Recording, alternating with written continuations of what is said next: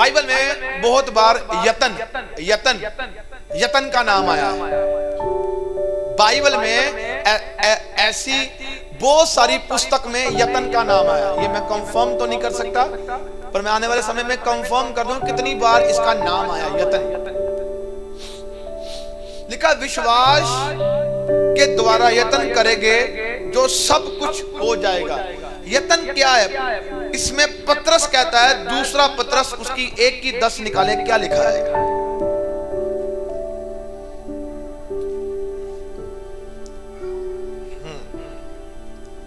पढ़े। इस कारण हे भाइयों, अपने बुलाए जाने और चुन लिए जाने को सिद्ध करने का भली भांति यत्न करो।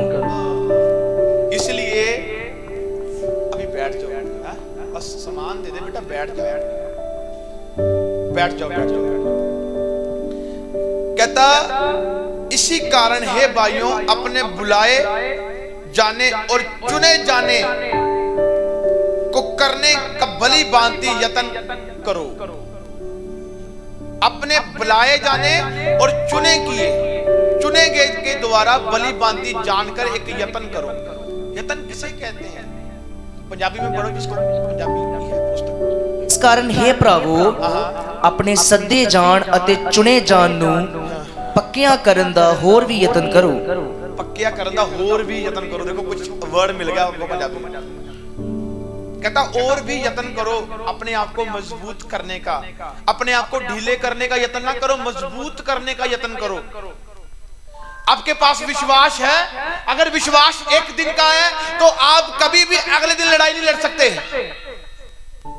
आपके पास विश्वास एक दिन का है, आप अगले दिन लड़ाई नहीं लड़ सकते। आपके पास फतेह पाने के लिए वचन है, पर अगले दिन के बाद वही विश्वास आपका काम में नहीं आ पा रहा, आप बने नहीं रह पा रहे। आपके लिए आपको दिख रहा है कि ये समस्या बहुत है, आपको दिख रहा है कि मैं लड़ नहीं पा रहा, पर आप फेथ नहीं कर पा रहे, आप नहीं निकल पाओगे। इसलिए जब हम प्रार्थना करते हैं हमारा विश्वास मजबूत होता है। जब हम उसकी हजूरी में बैठते हैं हम सीखते हैं कि कैसे उन चीजों को लड़ना है। जब हमारे लिए परमेश्वर ने एक प्रिंसिपल दिए हैं, जब हम उनकी सुनकर वचनों को मानते जानते, हमें पता चलता है कि फाइट को कैसे जीतना है। यत्न करने का मतलब है परमेश्वर की हजूरी में अपने आप को परफेक्टली बनाए रखो। एक समय में हजूरी बनाए नहीं रखनी चाहिए। बहुत सारे लोग छोटी छोटी बातों में गुमराह हो जाते हैं, उनको नहीं पता कि ये छोटी छोटी बातें बड़ी चीज लेकर आ सकती हैं आपकी लाइफ में। आप इग्नोर करोगे इन चीजों को, वो आपके लिए एक नया बम ब्लास्ट बनेगी। उन बातों को इग्नोर करो जो बातें आपकी तरक्की का कारण नहीं है। उसने कहा उनकी संगति कर, जो कहता धर्मियों की संगति कर जो तेरी उन्नति का कारण बने। धर्मी क्या है? परमेश्वर का सबसे बड़ा कलाम। धर्मी लोग क्या है? जो प्रभु की बातों को सुनते चलते उसके भीतर काम करते हैं। कहता धर्मियों की संगति कर। इसे लिखा कहता कि भली बाती अपने आप को यत्न, अपने आप को सिद्ध करता जा और मजबूत करता जा अपने आप को। आज बहुत सारे लोग मजबूत नहीं हो पाते। 2023 में मजबूत बनो, कुछ तो करो जो आज तक आपने नहीं देखा। अगर आप बैठोगे, मैं आपको बोलना चाहता हूं उसकी हजूरी ऐसी है, आपका बैठना गया भी व्यर्थ नहीं होगा। बैठने पर भी आपके कई रास्ते खुलेंगे यीशु मसीह के सामर्थी नाम में। मैंने कहा आपकी तारीफ छोटी है। आप परमेश्वर की प्रेजेंस में आप अपने घरों में गीत क्यों नहीं सुन रहे? आप अपने घरों में परमेश्वर की महिमा क्यों नहीं कर रहे? मैं कहता हूं वो व्यर्थ नहीं है, वो रिजल्ट लेकर आएगी। वो व्यर्थ नहीं है। आप ये आप सोच रहे हैं, पर मैं आज आपको बताना चाहता हूं वो व्यर्थ नहीं है। यत्न करने की आदत को कैसे समझना है, यत्न कैसे कर पाते हैं, कैसे मजबूत रहना है। अगर विश्वास एक दिन का है, एक दिन विश्वास कर रहे हैं तो अगले दिन के लिए तैयारी करनी है। क्या पता एक ऐसा समय आ जाए कि आपको 6 महीने तक उसी विश्वास में बने रहना पड़ेगा। क्या पता एक बार ऐसा समय आ जाए कि साल लग जाए, पर विश्वास कमजोर नहीं पड़ना चाहिए। वो यत्न आपको जिता पाएगा, नहीं तो नहीं जीत पाओगे आप। हजूरी, हजूरी क्या है? हजूरी क्या है? उसकी हजूरी बहुत कुछ कर सकती है। आओ कुलुस्सियों की पुस्तक उसका 3, मैं 3 की पहले 23 पढ़ते हैं। लिखा, जो कुछ तुम करते हो मन ही मन से करो, ये समझकर कि मनुष्य के लिए नहीं परंतु प्रभु के लिए करते हो। जो कुछ तुम करते हो, कहता मन ही मन से करो, ये ना सोचो कि तुम मनुष्य के लिए करते हो बल्कि प्रभु के लिए करते हो। आज आप कुछ भी कर रहे हो, आप ये जानो कि आप परमेश्वर के घर में बैठे हो, इसीलिए बैठे हो कि आप उस आज्ञाकारी को पूरी कर सको जो परमेश्वर ने दी है आपकी लाइफ में। जो भी कुछ कर रहे हो प्रभु के लिए करो। जो भी कुछ कर रहे हो, चाहे आज आप विश्वास में बने हो तो विश्वास एक परमेश्वर का वरदान है, वो वरदान को यूज करो, प्रभु के लिए करो, ताकि आपका जो विश्वास है जब बढ़ता जाएगा, फलाना बंदा देखेगा कि तू कैसे इस लाइफ से बाहर आया है, कैसे छुटकारा लिया है, कैसे तेरा बिजनेस प्रोस्पर हुआ है, कैसे तेरे परिवार में शांति आई है, तो आप बताओगे कि मैंने ये किया है, तो वो भी वैसा ही करेगा। वो कहेगा कि कहां से ये तूने सीखा, कहां पर गया, तब आप बताओगे तो वहां पर मनुष्य की महिमा नहीं होगी, वहां पर परमेश्वर की महिमा दिखेगी यीशु मसीह के सामर्थी नाम में। ये मैं आपको 3:18 से पढ़कर सुनाता हूं और मेरे संग बस पढ़ते जाएं। लिखा, हे पत्नियों, जैसा प्रभु में उचित है वैसा ही अपने अपने पति के अधीन रहो।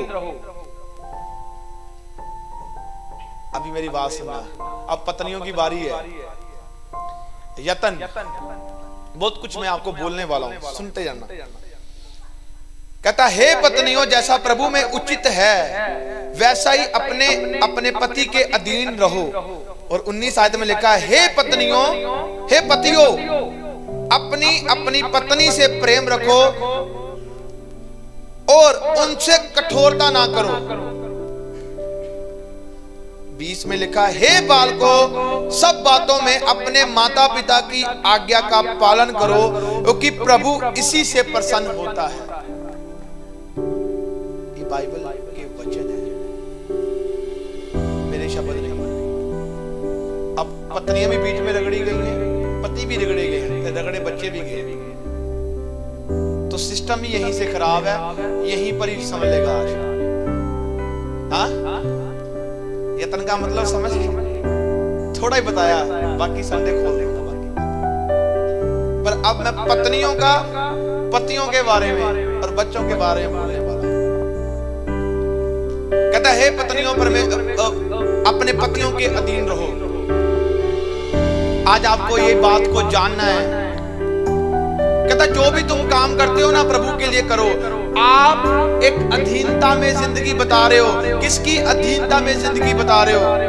किसके वचन को पूरा करने की कोशिश कर रहे हो? किसके वचन के अनुसार कर रहे हो? आज पत्नियां अगर अपने पति के भीतर किंतु परंतु करती हैं, सुनो, किंतु परंतु किस बात से होता है? आदम के लिए परमेश्वर ने एक पसली निकाली, उनकी उसकी हेल्पर दी प्रभु ने। हेल्पर, पत्नी हेल्पर है अपने पति की, पर निकली पसली से है, पर ये बराबर है, इसको दर्जा बराबर का दिया गया है। पैरों से नहीं निकाली गई कि पैरों की जूती नहीं है, ये पसली से निकाली गई और दर्जा बराबर का है। पत्नी और पति का दर्जा बराबर का, इक्वल बैलेंस रख दिया उसने। आपको पता है, जब बैलेंस रखा गया तो प्रभु ने कहा, हे पत्नियों, अपने पतियों के अधीन रहो, उसकी आज्ञाकारी में रहो। चाहे आज आपका पति एक नशे वाला क्यों ना हो, अगर आज आपका पति जैसा ही उसके ऊपर दोष ना लगाओ, आप एक हेल्पर हैं, आपको उसके लिए प्रार्थना करनी है। एक हेल्पर जब प्रार्थना करता है तो आप उससे निकले हैं, उसकी पसली से निकले गए हैं। पति जो है, आप सर में ओढ़नी लेते हो ना, पति आपके सर का ताज क्या है? आपके सर का ताज आपका पति, और पति के सर का ताज कौन है? परमेश्वर। और जब हमारे घरों में फूट कैसे पड़ती है, हमारे घरों में लड़ाइयां कैसे होती हैं, हमारे घरों में झगड़े कैसे होते हैं, जब एक पत्नी अपने पति वे वफादार नहीं होती और किंतु परंतु करती है, फिर क्या होता है? फिर झगड़े होते हैं, लड़ाइयां होती हैं और रिश्ते टूटते हैं।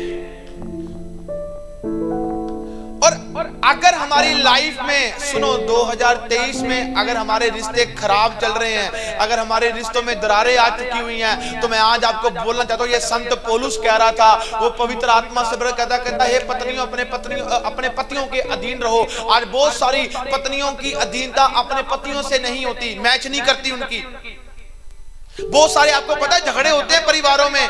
कई बार पैसों को लेकर झगड़े होते हैं, कई बार शॉपिंग को लेकर झगड़े होते हैं, कई बार खाने पीने को लेकर झगड़े होते हैं, कई बार उसने मेरी बात को नहीं माना, कई बार आप टाइम पर मेरी बात को यहां पर नहीं लेकर के, उससे झगड़े पैदा होते हैं। वो कहता है अपने पतियों के अधीन रहो, वचन कहता है। पर पत्नियां जो हैं वो पतियों के अधीन कम रहती हैं। और क्या होता है? और उससे घर में झगड़ा होता है। और घर में झगड़े में आप क्या करते हो? एक दरवाजा ओपन करते हो। वो दरवाजा क्या है? वो जैसे ही आपने डोर खोला, जैसे ही आपने अपने मुख से, एक मुख होता है ब्लेसिंग वाला, एक मुख होता है, वही मुख को यूज करता है शैतान। उसको क्या करता है? उसमें बुरी बातें, बुरे विचार, बुरे काम बोलता है। और जैसे वो दरवाजा खुलता है, वो दरवाजा क्या है? वो शैतानी दरवाजा। और उसमें से आपने एक वर्ड बोला, कितने वर्ड आपको मिल रहे हैं और आपका घर तबाह होता है। ऐसा होता है। कईयों का तबाह भी नहीं होता, पर होता क्या है? उनके घर में कलेश ही नहीं खत्म होता। कई पत्नियां अपने हस्बैंड को धोखा दे रही हैं। मैं जब से परमेश्वर में आया हूं, मैं आपको बोलना चाहता हूं, मैंने ऐसे ऐसे परिवार देखे हैं, मैंने ऐसी जो मुझे आत्मा ने दिखाया। जब मैंने उनसे पूछा, जब मैंने उनके लिए बोला, तो उनके रिलेशन कहीं और है, पत्नियों के रिलेशन। और वो क्रिश्चियन है, चाहे वो अन्य जातियों में आते रहे, पर क्या है? आप किसको धोखा दे रहे? लंगड़े चले, अंधे चले, गूंगे चले, बहरे चले, खुला बाप तो घर गृहस्थी की भी बात कर रहा है यहां पर। अगर आप अधीनता में नहीं हो, अगर आप के परिवारों में कभी भी पीस नहीं आ पाएगा। परमेश्वर कहता है, लंगड़े चलेंगे, अंधे चलेंगे, गूंगे चलेंगे, सब कुछ होगा, पर पीस नहीं आ पाएगा। आप अधीनता में नहीं हो। वचन को काट नहीं सकता परमेश्वर। पौलुस ने नहीं बोले, पवित्र आत्मा ने बोले हैं ये वचन, ये लिखे गए। और आगे कहता है, हे पतियों, अपनी पत्नियों की भी सुनो और उनसे भली भांति प्रेम करो। अगर आपका प्रेम एक हर समय काम पर ही है और आप अपने परिवार को समय नहीं दे रहे, तो आप सबसे बड़े धोखा दोगे अपने परिवार को। वो प्रेम कोई और करेगा आकर और आपका परिवार खत्म करेगा। और ऐसा होता है। अगर आप अपने परिवार को टाइम नहीं दे रहे, अगर आप अपने बच्चों को टाइम नहीं दे रहे, अगर आप अपने काम को टाइम दे रहे हैं, अपनी जॉब को टाइम दे रहे हैं, एक टाइम उनका निकल गया, पर अगर आपने अपने बच्चों को, अपने परिवारों को टाइम नहीं दिया, तो वो प्यार जो वो आपसे लेना चाहते थे, जो बच्चे लेना चाहते थे, अब वो प्यार कोई और दे रहा है उन्हें। इससे क्या होता है? वो प्यार कहीं और चला गया। ये है रियलिटी है। और प्यार कोई और चला गया।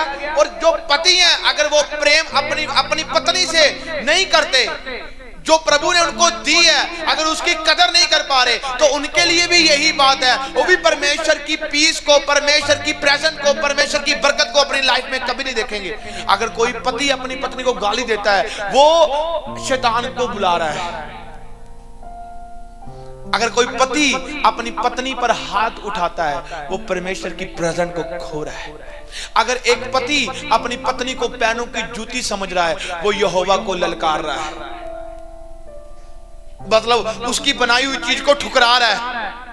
और ठुकराने वाला कौन था? डीमंस, शैतान। अगर एक पति अपनी पत्नी को गालियां, बातें, डिवोर्स दे दूंगा, तलाक दे दूंगा, ये बातें कर रहा है, वो सबसे बड़ा गुनहगार बन रहा है परमेश्वर की निगाह में। आपको एक हेल्पर दी गई है, आपके संग रहती है वो। अब आप दोनों नहीं, अब आप एक हो। जब एक प्यार, एक प्रेजेंट, जब आप एक रिश्ते में जुड़ते हैं, एक कमरे में रिश्ते में जुड़ते हैं, तो जब लड़ते हो तो शरेआम एक दूसरे की बेइज्जती करते हो। उसमें क्या है? उसमें ये बाइबल ये बयान करती है, कहता है कि वो इज्जत लोगों के सामने उछाली जाती है और आपके झगड़े बढ़ते हैं, कम नहीं होते हैं, और इससे घर टूटते हैं, जुड़ते नहीं हैं। पत्नियों को अगर मैं ज्यादा बोलूं तो नीति वचन, पंजाबी में कहोता कहते हैं, इंग्लिश में प्रोवर्ब्स की पुस्तक है, उसको लास्ट, मेरे ख्याल से लास्ट नीति वचन की पुस्तक है, उसको सारा चैप्टर पढ़ लेना। पत्नियों को अपने परिवार को कैसे सजाना चाहिए, जिनकी शादी हो चुकी हुई, और जो पत्नियां जिनकी शादी हो चुकी हुई है, वो अब उनका घर जो है, उनका ये अलग घर है। अगर उनका ध्यान, उनका हर समय बातें, हर समय विचार पीछे की ओर रहता है, मतलब जो उनका क्या होता है, पेके घर, वो कभी सक्सेस नहीं होती पत्नी। अगर उनका जो ध्यान है जहां पर परमेश्वर ने दिया है उनकी तरफ नहीं है, वो कभी कामयाब नहीं है। आज लव मैरिज करते हैं, बाद में डिवोर्स हो जाते हैं। कैसा प्यार था, ऐसा होता है। आप देखो, लव मैरिज करते हैं, अपनी मर्जी कर रहे हैं, बहुत सारे बच्चों ने अपनी मर्जी की, वो कभी सक्सेस नहीं हो पाए। क्यों नहीं हो पाए? क्योंकि उसमें परमेश्वर की आशीष कैसे आती, जहां पर परिवार ही सहमत में नहीं था। उसने कहा अगर तेरे माता पिता सहमत नहीं है तो मैं कहां से आ पाऊंगा। अगर तू उनका ही दिल दुखाकर अपनी शादी को ले रहा है, तो वो ही नहीं मान रहे, तो मैं उस शादी में कभी नहीं आ पाऊंगा। और वो शादियां हमेशा डिवोर्स की ओर जाती हैं। 2 साल खुश रहो, तीसरे साल डिवोर्स नहीं। मुझे ये वचन क्यों बोलना पड़ा? आज बहुत सारे परिवारों की ये समस्या है। बहुत सारे परिवारों की लाइफ में, और पति और पत्नी के भीतर ये बातें आपस में झगड़े होकर एक बुराई को पैदा कर रही है। आगे लिखा, कहता हे बालकों, सब बातों में अपने आप को माता पिता की आज्ञा का पालन करो, क्योंकि प्रभु इससे प्रसन्न होता है। कहता प्रभु इससे प्रसन्न होता है। आप बच्चे जो हैं वो अपने माता पिता के आज्ञाकारी में है। माता पिता की जिम्मेवारी है, माता पिता की आंखें खुल जाएं, नहीं तो कल को पछताओगे। आप कहोगे मेरा बच्चा सही है, फलाना गलत है। मैं कहता हूं फलाने को बोलने से पहले अपने बच्चे को झांक लो, कहीं ना कहीं कल वो ना ऐसी गलती कर रहा हो कि आपके हाथों से वो बच्चा निकल जाए।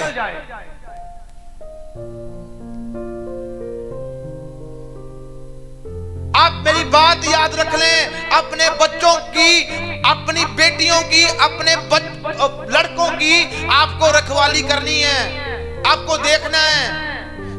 एक बच्चा कहां जा रहा है, कहां आ रहा है, माता पिता की रिस्पॉन्सिबिलिटी है। अगर चर्च लगा, यहां पर रिस्पॉन्सिबिलिटी है, कहां पर कोई आ रहा है, कहां पर कोई जा रहा है, उसकी पैरवाई की जाती है। ये बार बार किससे बातें कर रहा है, क्यों कर रहा है ऐसा बात? अगर आप अपने बच्चों को ढील देते जाओगे, आने वाले समय में आप देखोगे कि वो कौन सा रूप धारण कर कर आपके सामने खड़े होंगे। स्ट्रिक्टली ये बातें कंफर्म है, मैं आपको सच कह रहा हूं। आपको मैंने ऐसे बच्चे मेरी आंखों के सामने देखे हैं। 3-3 घंटे प्रार्थना करने वालों के भी रिलेशन देखे हैं मैंने। मेरा बच्चा सही, फलाने का बच्चा गलत, कभी ना ऐसा कहना। आपके बच्चे की लाइफ में भी वो गलती है, आपको दिख नहीं रही, पर आने वाले समय में दिख जाएगी। फिर वो बंदा कहता है अपनी छुपाता है। आप अपने बच्चों को हर समय उनकी निगाहबानी करो। शैतान यूज कर रहा है आपके बच्चों को, शैतान यूज करेगा आपके परिवार को। क्यों करेगा? क्योंकि अगर एक बीज घर में आया है, वो बीज कोई भी रूप ले सकता है। आपको बीज खत्म करना है। वो बीज आपकी लड़ाई मुक्की से खत्म नहीं होगा, वो और बड़ा होगा, क्योंकि उसका काम है। अगर आप उसका ही बीज दे रहे हो, मुक्के मार रहे हो, लड़ाई कर रहे हो, झगड़ा कर रहे हो, वो बीज उसके ही हैं, वो और बढ़ेंगे।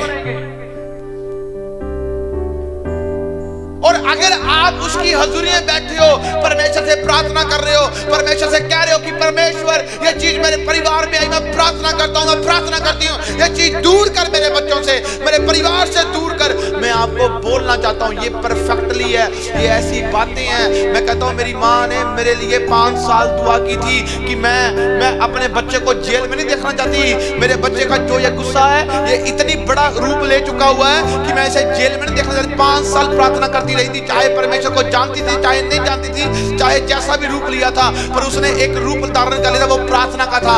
आज वो रिजल्ट दिख रहे हैं यहाँ पर यीशु मसीह के सामर्थी नाम में।